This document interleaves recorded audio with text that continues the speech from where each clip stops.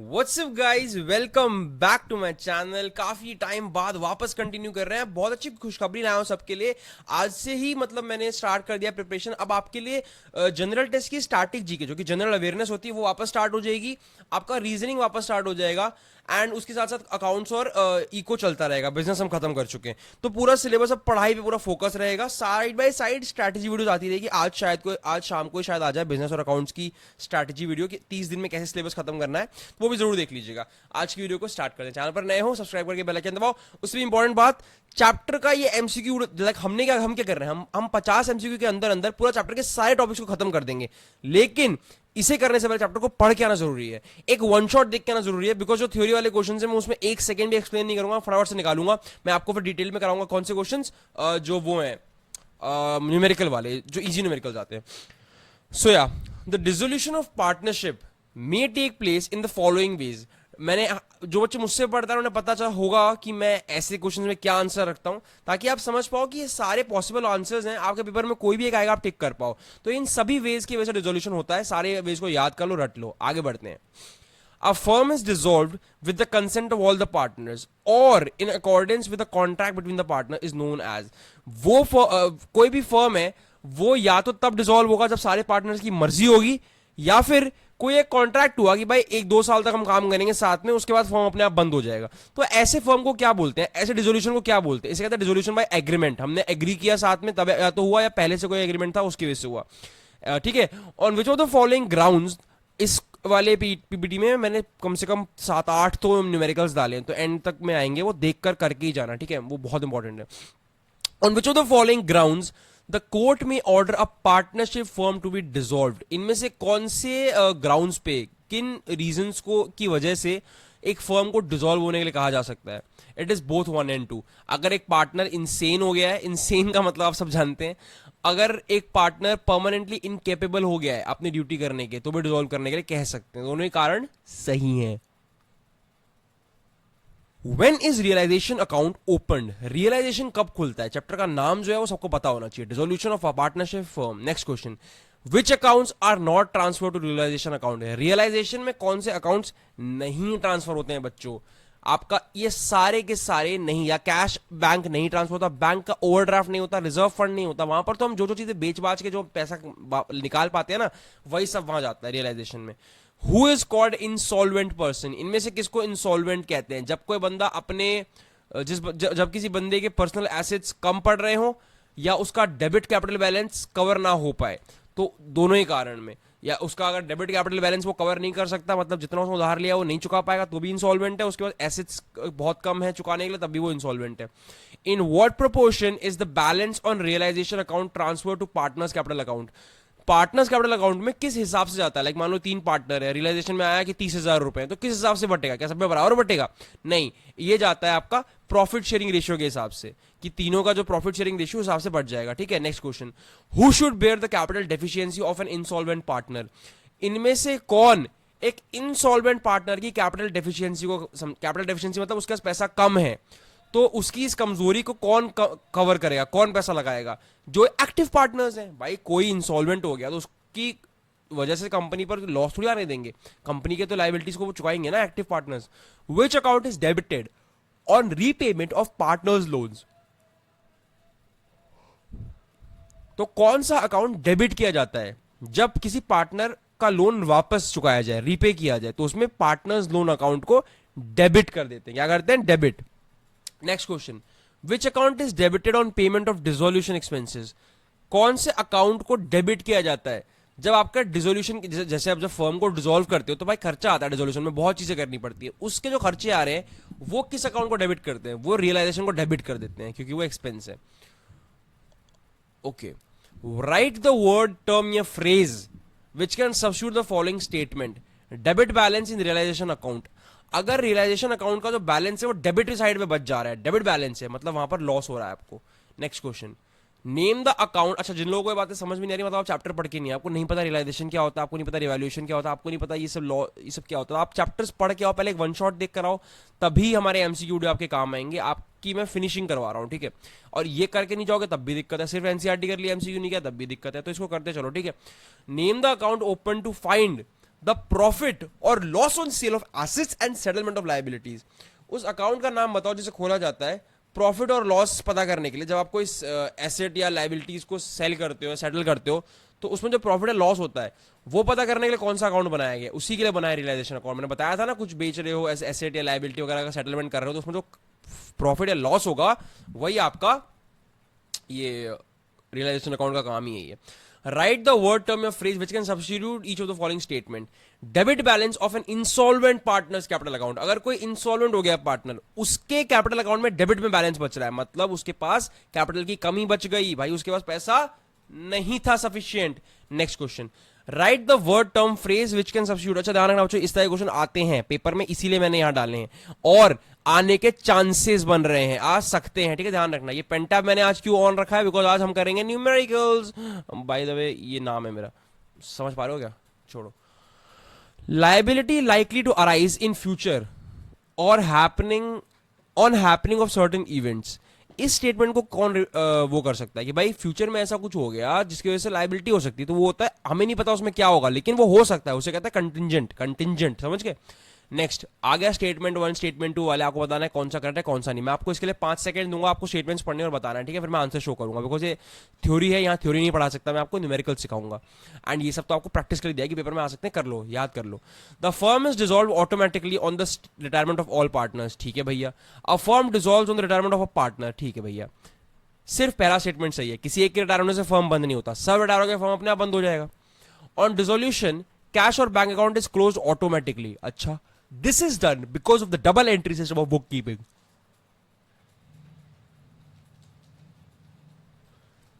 दोनों ही स्टेटमेंट्स गलत हैं। डिसोल्यूशन होने पे कैश और बैंक अकाउंट अपने आप ऑटोमेटिकली क्लोज नहीं होता है बच्चों, एंड इसका कोई लेना देना नहीं है double entry system of book keeping से। On dissolution bank overdraft is transfer to realisation account. Bank में जो ओवरड्राफ्ट है, ओवरड्राफ्ट क्या होता है, आप बैंक में 100 रुपए थे, आपने 200 का सामान खरीद लिया, बैंक ने अपनी तरफ से पैसे देके सामान दिलवा दिया आपको, तो ओवरड्राफ्ट हो गया आपका 100 रुपए का। It is shown on the credit side of the bank account. अच्छा, सिर्फ सेकेंड स्टेटमेंट सही। कोई बात नहीं, सिर्फ सेकेंड स्टेटमेंट सही है, क्रेडिट साइड पे दिखाते हैं। कंसिडर आपका, चलो आपको 10 सेकंड दे रहा हूं, दोनों स्टेटमेंट्स पढ़ो, आंसर बताओ, करना आपको, ये सब काम आपका है, मेरा रटवाने का काम नहीं, आपका पढ़ने का काम है। 10 seconds.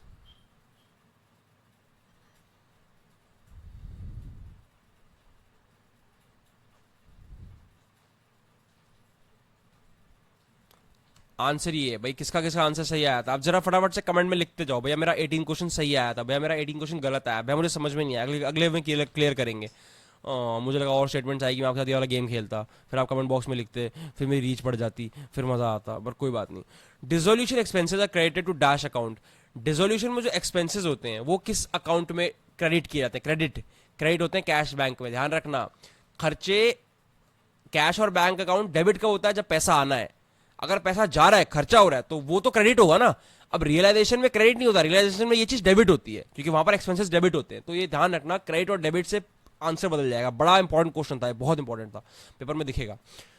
If any asset is taken over by partner from firm, his capital account will be. 5 seconds.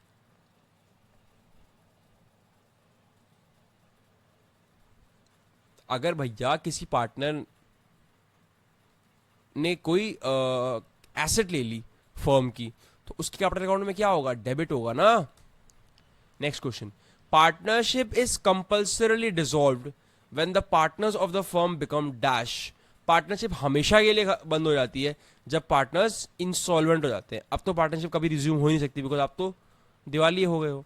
Assets and liabilities, guys last के कुछ क्वेश्चंस हैं, उसके बाद न्यूमेरिकल्स आ जाएंगे, तो फटाफट से पेन कॉपी निकाल के रेडी हो जाओ।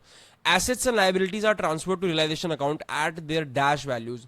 जो एसेट्स और लायबिलिटीज होते हैं वो ट्रांसफर किए जाते हैं रियलाइजेशन अकाउंट पे अपनी कौन सी वैल्यूज के तहत, एट देयर बुक वैल्यू। हमेशा याद रखना है, ये बुक वर्ड जो है ये बहुत ही रामबाण टाइप का वर्ड है, बुक वैल्यू पे ही हमेशा रियलाइज किया जाता है एसेट्स या लायबिलिटी कुछ भी हो। All activities of the partnership firm stop on dash of the firm. यार इसका तो मजाक क्वेश्चन था यार, ये तो चलो, कब बंद होती है एक्टिविटी, जब फर्म बंद हो गया। अच्छा ये आ गया स्टेटमेंट 1 और 2, ठीक है। आपको अब कमेंट बॉक्स में लिखना है भैया मैंने सही करा था या गलत किया था। 10 सेकंड्स, ठीक है, फटाफट से पढ़ो और मुझे बताओ आंसर क्या है। और अपना कमेंट बॉक्स में लिखो कि भैया मेरा सही आया था गलत आया था, झूठ मत लिखना please.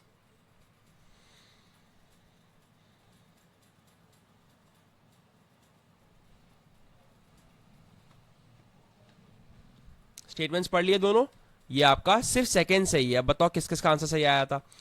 In case of dissolution assets and liabilities are transfer to which account, assets और लाइबिलिटी किस अकाउंट में जाती हैं, it goes into realisation account, उसी लिए तो बना है ना वो। ऑन द बेसिस, ओहो हो शुरू हो गया भाई, डैन डैन। चलो इस डेटा के बिहाफ पे आपको बताना है कि how much final payment will be made to a partner और on firm's final payment dissolution, partner को कितना दिया जाएगा। क्रेडिट बैलेंस क्या शो कर रहा है बच्चों, क्रेडिट बैलेंस आपका शो कर रहा है कि भैया 50,000 थे पार्टनर के पास, उसके कैपिटल अकाउंट में 50,000 थे, उसको लॉस होने पर 10,000 रुपए का तो पहले शेयर आया, ठीक है, क्या आया, share on law of loss, तो 10,000 का शेयर आया, 10,000 काट दो पहले इसमें से, फटाफट से काट दो। Firms liability taken over by him was for 8,000, उसने फर्म की 8,000 की लाइबिलिटी ऑलरेडी ले रखी थी, तो भाई इसके पैसे तो फर्म उसको देगा ना, उसने फर्म की लाइबिलिटी संभाल के फर्म के पैसे देगा उसको, इसमें वापस से ऐड करो 8,000, ये पैसे फर्म को देने पड़ेंगे उसको, 50 में से 10 गया 40, जुड़ा 8, 48,000 रुपए। कैसे समझे बात को, उसके पास इतना कैपिटल पहले से था, अब लॉस हो गया रियलाइजेशन अकाउंट में, तो हम माइनस कर देंगे, लॉस तो काटना पड़ेगा ना भैया से, लेकिन उसने फर्म की कुछ लाइबिलिटी संभाल रखी थी, तो अपने फर्म की लाइबिलिटी, फर्म जब डिसॉल्व होता है अपनी लाइबिलिटीज पे करता है ना, तो अपने पार्टनर को लाइबिलिटी पे करेगा, तो 8,000 पे करना पड़ेगा। सिंपल क्वेश्चन था, अभी तो मक्खन थे बेटा, घबराओ मत, इजी इजी है, मुश्किल भी आने हैं। The account which is prepared on dissolution of a partnership firm, हद ही हो गई, ये क्वेश्चन रिपीट हो गया 3 बार यार, अब मतलब सेम तरीके से नहीं, अलग अलग भाषा में, अरे यार चलो ये क्वेश्चन का आंसर गलती से दिख गया है, पढ़ लो इसे भी। जब एक फर्म डिसॉल्व होता है तो लाइबिलिटी पार्टनर्स अकाउंट, मतलब पार्टनर्स कैपिटल अकाउंट में क्रेडिट की जाती है, खत्म यार। अनरिकॉर्डेड लाइबिलिटी, लाइबिलिटी है जो रिकॉर्ड नहीं हो पाई, when paid on dissolution of a firm is transferred to realisation account, liability और एसेट का सब कुछ रियलाइजेशन से ही होता है। इस चैप्टर में अगर आपको आंसर ना आए ना तो रियलाइजेशन लिख करके आ जाना। In which condition a partnership firm is deemed to be dissolved, कौन सी कंडीशन में एक पार्टनरशिप फर्म डिसॉल्व होने को हो जाता है, it is expiry of the period of the partnership. बहुत सी कंडीशंस होती हैं, बट इन ऑप्शंस में से, इन 4 ऑप्शंस में से ना बच्चों, हमारे पास ये एक ही ठीक बैठ रहा था। Next question, unless otherwise agreed bye partners a firm is dissolved, अगर कोई पहले से पार्टनरशिप में बात नहीं हुई है, कुछ और इन्हें डिसाइड नहीं किया है, तो अगर कुछ डिसाइड नहीं है तो किस कारण से फर्म डिसॉल्व होता है, फर्म डिसॉल्व होता है on the death of a partner. अगर डिसाइड नहीं हुआ था कि भाई हम 2 साल में बंद कर देंगे या 5 साल में या फिर इस एक प्रोजेक्ट के बाद बंद कर देंगे, कुछ भी डिसाइड नहीं हुआ है, तो जब तक जिंदा हो पार्टनर हो। नेक्स्ट क्वेश्चन ये आ गया भैया फटाफट से, जिन्हें चैप्टर पढ़ा हुआ है, section 44 of Indian partnership act, जो सेक्शन 44 है आपका इंडियन पार्टनरशिप एक्ट वाला, a firm can be dissolve by the order of the court under many circumstances, तो इनमें से कौन सा स्टेटमेंट सही है, कौन कौन से स्टेटमेंट के तहत एक फर्म बच्चों डिसॉल्व हो सकता है। मुझे फटाफट से सारी स्टेटमेंट पढ़ो, 20 सेकंड दे रहा हूं, ये स्टेटमेंट वाला क्वेश्चन ही है, कौन कौन सी स्टेटमेंट सही है, कोई 2 सही है या कोई एक भी सही हो सकता है। फटाफट से 20 seconds, read all of the statements.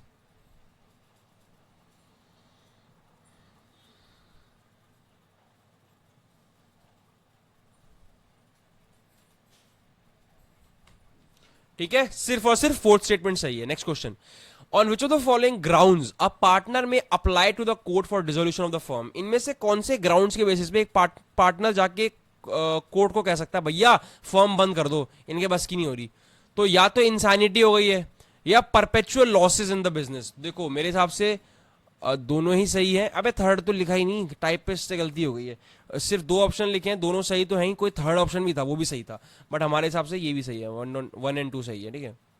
Next question, बस लास्ट के 3 क्वेश्चन है, फिर सिर्फ न्यूमेरिकल है। विच of the following is not the mode of dissolution of the firm, ये थ्योरी भी कर लो, अकाउंट्स में थ्योरी ही बहुत आती है। विच of the following is not the mode of dissolution of the firm, इनमें से क्या डिसोल्यूशन का एक मोड नहीं है बच्चों।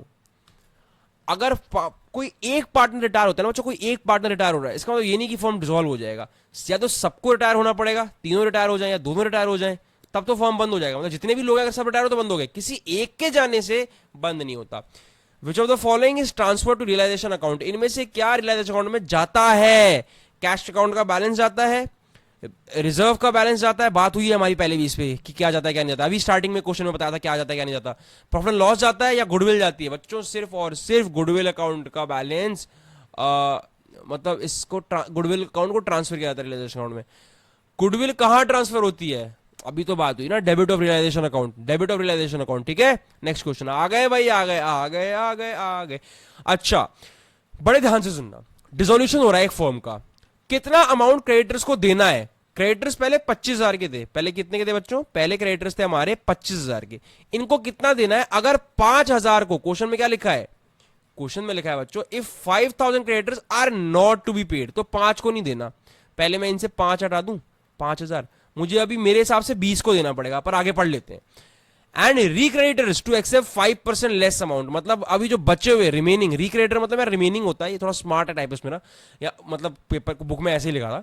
रिक्रेडिटर मतलब जो बचे हुए क्रेडिटर्स हैं वो 5% लेस लेने को तैयार है, मतलब 20,000 में से वो 5% कम का अमाउंट लेके मान जाएंगे।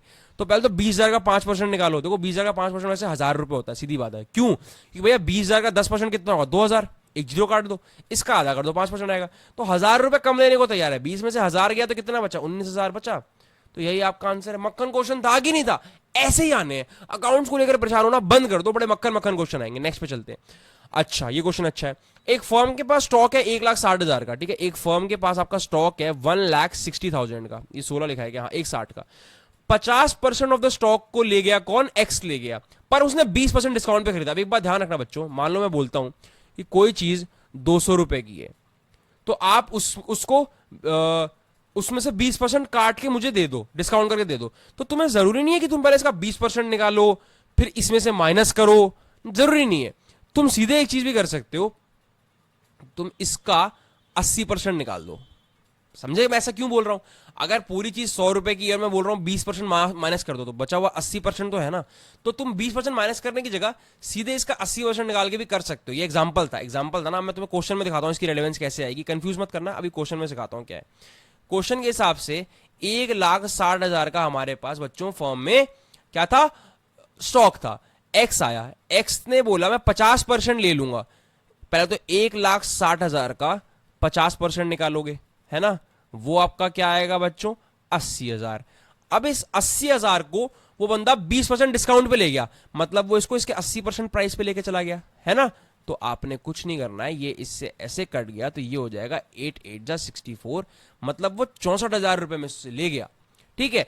अब जो बचा हुआ स्टॉक था, एक्स तो आधा ले गया ना, आधा बचा है, 50% बचा है। अभी कितना बचा है, 50%, यानी 80,000 अभी बचा है। 1,60 में से 80 तो एक्स ने लिए है ना, वो भी 20% डिस्काउंट पे, पर बचे 80 का क्या हुआ, उसको प्रॉफिट में बेचा गया 30% के, मतलब इस वाले 80,000 को 130% पे बेचा गया। ये समझे, जब 20% डिस्काउंट था तो मैंने 100 में से 20 माइनस करके 80% निकाल के डायरेक्ट आंसर निकाल दिया। मैं वो आपको माइनस प्लस के झंझट से बचाने की कोशिश कर रहा हूं बच्चों, ये मैं मैथ्स भी पढ़ाता हूं ना, तो मैथ्स की ट्रिक्स भी सीखो। तो अब देखो 80,000 को उसने 30% प्रॉफिट में बेचा, 130% निकाल दो, ये कट गया, ये कट गया, ये कट गया, ये कट गया, है ना, ये इससे कट गया। 13 इंटू 8 करो, इतना तो मुझे नहीं आता, कर देता हूं फिर भी। 13 इंटू 8 8 से 24, 8 8 104। अच्छा, 1 2 1 1 1, तो भैया 80,000 का माल 1,04,000 में बिका, बहुत बढ़िया। अब जो रियलाइजेशन अकाउंट है वो क्रेडिट कितने से होगा बच्चों, वो आपका क्रेडिट हो जाएगा 1,68,000 से। अच्छा सॉरी यार मैंने ऐड नहीं किया क्या, हाँ 64 तो इधर से मिलने हैं, किधर से, इससे एक्स को बेचकर, और प्रॉफिट पे जो कमाया हमने बाकी का, तो दोनों को जोड़ दो, 1,04,000 में जोड़ दो अपना 64,000 बच्चों, तो आपका आंसर कितना आएगा, 1,68,000, 1,68,000 बच्चों, हिंदी भी आनी चाहिए। चलो, अब मैंने वैसे इंग्लिश में पढ़ाई की है, मैं सोचना भैया गाँव के हैं, पर गाँव को होने में कोई बुरी बात है नहीं वैसे, ठीक है हूँ मैं। On dissolution of firm debtors were 17,000, एक फर्म को डिसॉल्व कर रहे थे। लास्ट क्वेश्चन में क्रेडिटर्स की बात करें, आज हम डेटर्स की बात करते हैं। 17,000 के डेटर्स थे, जिसमें से 500 तो बैड डेट निकले, तो पहले 500 तो निकाल दो, 500 रुपए की बात हो रही है, 500 लोग नहीं है, लोगों की तो गिनती नहीं थी ना, 16,500 का बचा। अब कह रहा है जो रेस्ट थे एंड द रेस्ट रियलाइज 60%। अच्छा, एंड जो बचे हुए डेटर्स थे उसमें से 60% हमने रियलाइज कर लिए, मतलब 60% से पैसा वापस आ गया। तो कौन सा अकाउंट डेबिट होगा बच्चों, एक बात बताओ, पैसा आने वाला है ना, क्योंकि देखो सिर्फ 500 रुपए का ही लॉस हुआ, बहुत बड़ा अमाउंट बचा हुआ है, 16,500 बचा है, इसका 60% हम निकालेंगे तो हमें पैसा आने वाला है। पैसा आने पे कैश अकाउंट डेबिट होता है ना सिर्फ, क्योंकि डेबिट की बात हुई ना, डेबिट वर्ड यहाँ पे मेन है। डेबिट क्या होगा, पैसा आने पे कैश अकाउंट ही तो डेबिट होता है ना। तो आंसर हमें अभी पता चल गया कि ये होगा कैश अकाउंट डेबिट, क्योंकि बाकी सब में कुछ और लिखा है ना। यहां पर रियलाइजेशन अकाउंट अगर क्रेडिट लिखा होता तो हम कर देते, पर नहीं, डेबिट की बात हो रही है। अब कितने अमाउंट से होगा भैया, निकालना भी सिखाए दो। 60% यार, 16,500 का 60% मेरे भाई निकाल लो। ये 0 ये 0 क्या, 165 इंटू 6 कर लो, 5 6 30, 6 36 39, 6 9 9,900 रुपए, 9,900 हो गया। ये आपका आंसर आ गया। बहुत सिंपल क्वेश्चन था, आगे बढ़ जाते हैं। एक और न्यूमेरिकल भाई, आज तो बैंड ही बजा दिया हमारी। In the balance sheet total debtors appear 50,000। Balance sheet में दिखाया गया टोटल डेटर्स कितने बच्चों, 50,000 टोटल डेटर्स हैं।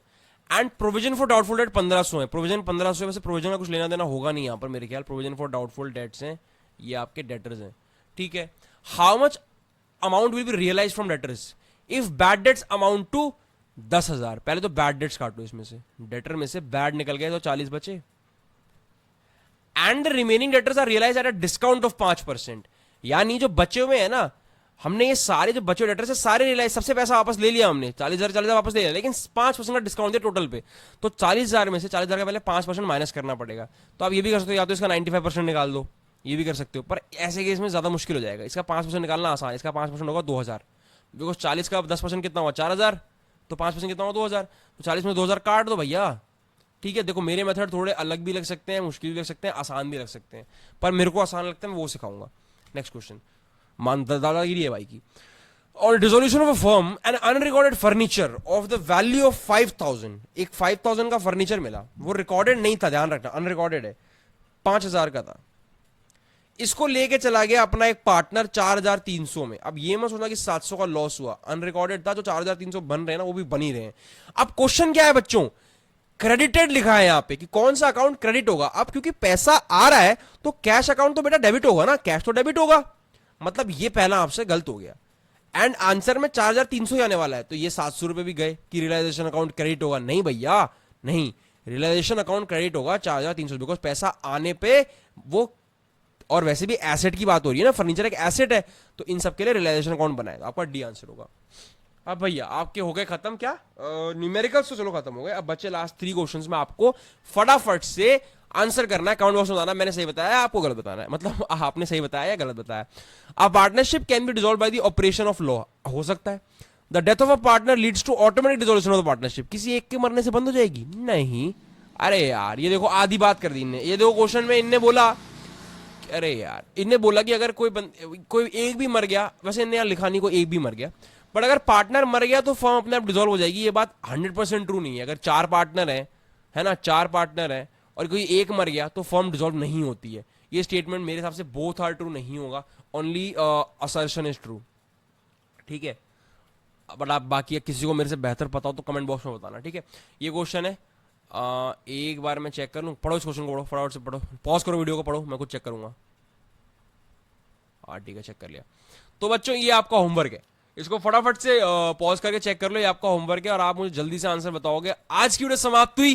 चैनल पर नए हो सब्सक्राइब करके बेल आइकन दबा दो। जामिया वालों आप मॉक टेस्ट लेना मत भूल जाना। जामिया वाले बच्चे अगर बिना मॉक टेस्ट के चले गए एंट्रेंस देने तो बीबीए बीकॉम वालों में बड़ा मसला होगा उन्हें। फटाफट से नीचे कमेंट बॉक्स में लिंक डाल रहा हूं, मॉक टेस्ट परचेज कर लो। सीवीटी वालों पढ़ के जाओ, सीवीटी बढ़िया से दे दो अपना, ठीक है। Okay, all the very best for your preparations guys. Thank you so much for coming to the end of the video. Bye bye.